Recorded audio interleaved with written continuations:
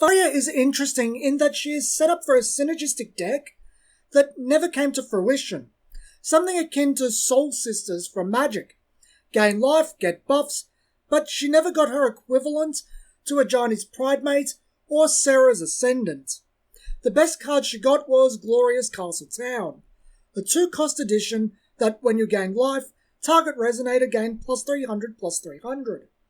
If you play a couple, a +600/+600 for 2 Light Will.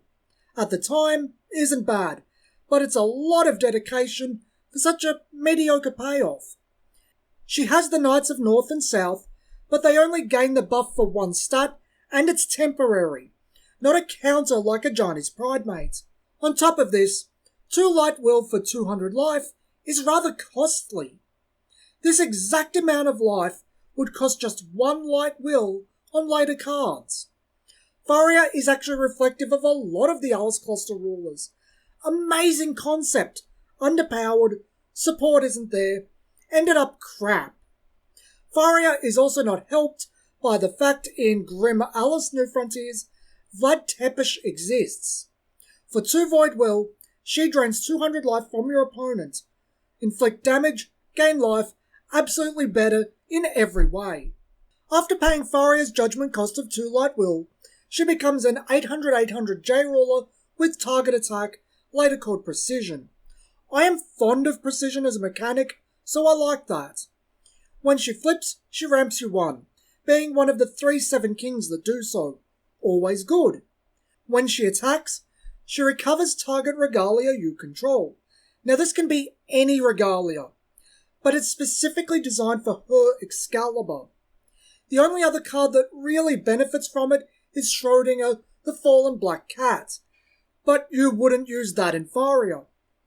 When tapped, Excalibur gives your J-Ruler +200/+200 for the turn, then if it's Faria, it becomes imperishable, and her God's Art costs -2 for the duration of the turn.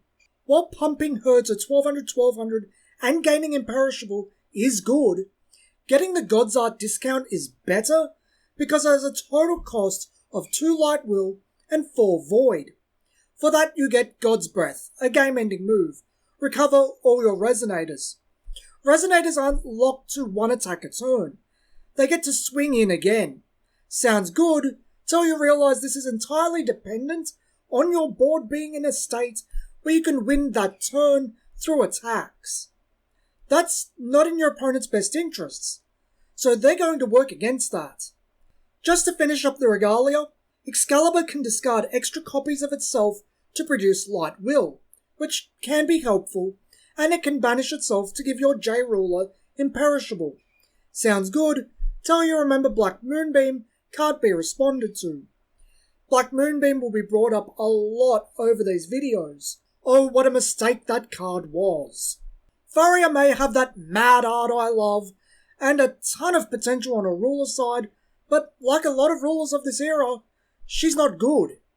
Her front side is dependent on cards that don't exist or don't have the impact they need for their cost, while her backside is too dependent on a wide, stable field that doesn't die to battle. I do think she has a lot more going for her than quite a few rulers in the set, but that just tells you more about the low quality of SKL and early Force of Will card design than it does Faria herself.